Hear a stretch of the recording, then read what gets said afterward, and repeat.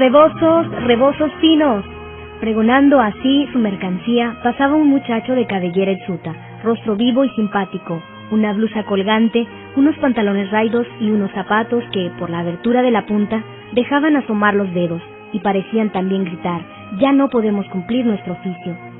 Iba el humilde rebocero por una calleja de Tepatitlán, pueblo del estado de Jalisco, cercano a Guadalajara, cargando sobre el hombro una buena docena de los clásicos rebozos mexicanos que él, con todos los de su familia que podían trabajar, fabricaban en un tallercillo instalado en una infecta casa de vecindad, un tugurio estrecho y maloliente, compuesto escasamente de 3 piezas: el taller, la alcoba de toda la familia, la cocina que servía al mismo tiempo de comedor y un patiecillo donde escarbaban el suelo unas cuantas gallinas. Su padre, don Valentín González, y su madre, María Flores, habían procreado una docena de hijos, de los cuales el segundo era nuestro rebocero. Acababa en efecto de pasar el 16 de septiembre, y en el portalillo de la plaza de Tepatitlán se había celebrado la fiesta cívica de la patria, y el orador oficial había sido aquel muchacho rebocero, aquel Anacleto González Flores, que llegaría a ser una de las figuras más extraordinarias de la epopeya cristera y un mártir de Jesucristo. Anacleto tenía un alma ardiente, enamorada de grandes ideales. La cultura en letras que parecía tener las había adquirido el pobre rebocero en la lectura de periódicos y revistas en la barbería del pueblo. Uno de sus más ardientes deseos era estudiar para saber y poder hablar con los Lozano, los Ureta, los Moeno, las figuras cumbres de la oratoria mexicana de aquellos días. Pero el único centro de verdadera cultura en aquella región era el seminario de San Juan de los Lagos, ciudad cercana también a Tepatitlán, y los ojos y el corazón de Anacleto estaban puestos siempre en él. Si yo pudiera ir allá, si yo pudiera. La energía de su carácter, que no lograron nunca debilitar sus incesantes devaneos, se mostraban con tanta frecuencia que insensiblemente lo hacían ya desde esta época frívola de su vida un verdadero jefe entre sus amigos, que le respetaban y le temían, aún entre las efusiones de la amistad y del cariño a que se hacía acreedor por el resto de sus cualidades. Cierto día, un misionero de Guadalajara fue invitado a dar una misión en el pueblo. Anacleto acudió no solo por seguir la corriente, sino por esa su afición de oír a los oradores. Se hizo reflexivo, piadoso, y sin disminuir en un ápice lo amable y alegre de su carácter, se resolvió a hacer algo que valiese la pena, por Dios y por la patria. Para ello, para encontrar fuerzas y luz en la empresa, que sentía como un llamamiento o vocación de Dios, hizo el propósito de asistir cotidianamente al santo sacrificio y comulgar con frecuencia, propósito que nunca más dejó de cumplir. Así fue como en septiembre de 1908, cuando tenía ya los 20 años, se separó de los suyos para ingresar en el seminario. Anacleto había ido al seminario de Lagos a estudiar y comenzó a hacerlo de tal modo y con tal aplicación que a los 3 meses, con asombro de sus compañeros, pudo sostener una conversación en latín con su profesor, y así siguió con tal aprovechamiento que al año siguiente ya podía sustituir a algún profesor que por cualquier motivo faltara a su clase. Fue entonces cuando sus compañeros, admirados, le pusieron el sobrenombre del maestro. Con el mismo éxito terminó sus estudios en el seminario y en 1913 se matriculó en la Escuela Libre de Leyes de la capital tapatía. Y entonces Anacleto, ya con bastantes conocimientos, comenzó a impartir catecismo y también a dar clases de apologética e historia en algunos colegios particulares, y así ganar algún dinero para las necesidades de la vida de sus estudios. Él se levantaba mucho más alto que el amor a los bienes de la tierra, algo más digno del hombre, y escribía: «No hemos nacido», se decía, «únicamente para comer frijoles, sino para trabajar por el bien de la sociedad, de nuestros hermanos, por el progreso intelectual y moral, especialmente de todos los hijos de una misma patria, por el honor y glorificación de Dios, y la consecución del último fin para que fuimos creados». El laicismo liberal en ese tiempo era algo que no podía soportar y le llenaba de amargura, sobre todo con la consideración de que en gran parte los culpables de aquello eran los mismos católicos. Escribió en un periódico fundado por él, La Palabra, que si hemos de ser sinceros y deseamos sanar, debemos empezar por conocer que nada nos ha perjudicado tanto como el hecho de que los católicos nos entreguemos a vivir con éxtasis en nuestros templos y abandonemos todas las vías abiertas de la vida pública a todos los errores. En la capital de la República, en el año de 1913, un grupo de jóvenes valientes, bajo la inspiración del padre jesuita Bernardo Bergüen, había dado principio a la inmortal ACJM, que en los años de su existencia forjó tantos caracteres varoniles, lanzándolos a la lucha por Dios y por la patria. Anacleto tuvo conocimiento de ello y se entusiasmó hasta el punto de que quiso, con todo empeño, establecer un grupo de dicha asociación en la capital del estado de Jalisco. En ella veía la realización de uno de sus sueños dorados más vehementes, porque en la juventud había puesto todas sus esperanzas generosas para el mejor futuro de México. Así fue como en 1916, en unión con otros jóvenes y sus discípulos, dio principio al grupo jalisciense del que naturalmente fue constituido jefe. Estaba bien preparado para ello, y durante 11 años fue como una prolongación de su hogar y el centro de sus principales actividades religiosas y patrióticas. Cuando llegó la hora de que contrajera matrimonio con una destacada y piadosa señorita de la sociedad tapatía, fue en el oratorio de la casa donde se reunía la asociación donde se empeñó en contraerlo, y apenas su primogénito tuvo la edad requerida, fue inscrito por él en el número de sus vanguardias. Por su parte, la ACJM lo ha considerado siempre y lo considerará en el futuro como uno de sus más destacados elementos y jefes. Él lo que quería era hacerse un hombre útil a la causa de Dios y de la patria, a la que había consagrado su vida. Nació muy pobre, su adolescencia y juventud se movieron casi en la miseria. Siguió siendo pobre toda su vida y murió pobre y con la pobreza. Eso no quita que no reconociera la necesidad urgente de levantar el nivel económico del obrero, del trabajador, de las ciudades y del campo. Sabía perfectamente que no solo de pan vive el hombre, pero que también vive de pan, y para resolver la terrible cuestión social, fundó la Unión Popular, una de sus más bellas y útiles empresas, y se adhirió a la Confederación Católica del Trabajo con todo el entusiasmo que ponía en las obras de la gloria de Dios y bien de la patria. Su interés por la cosa pública trascendía fuera de las academias y de las escuelas. Se veía palpablemente por los discursos, los escritos y otras manifestaciones de la juventud que se estaban preparando con energía los hombres del futuro político, cultural y religioso de México.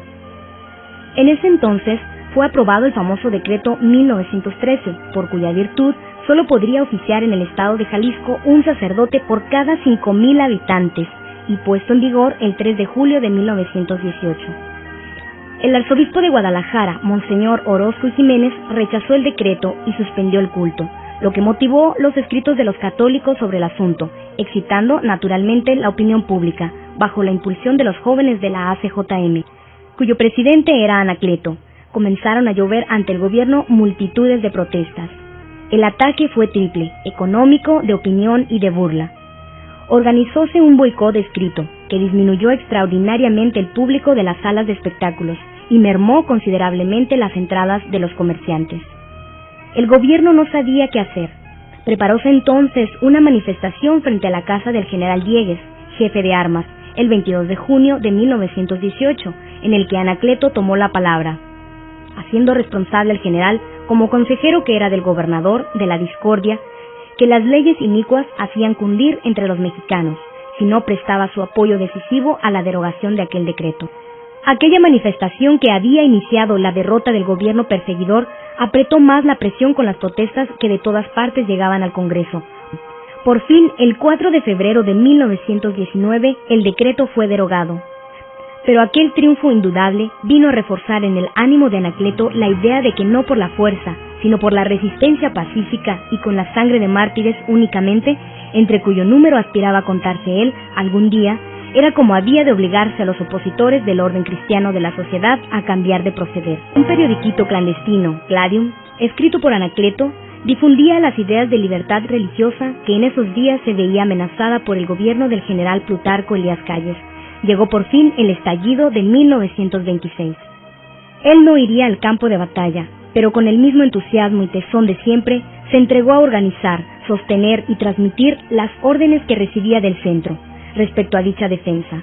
Tanto más que por todas partes surgían levantamientos de los católicos y en Jalisco, eran precisamente los jefes de los grupos locales de la Unión Popular los que, creyendo indudablemente que estaban de acuerdo con las nuevas disposiciones que suponían en el maestro, eran los que levantaban las gavillas de cristeros y se lanzaban a la lucha.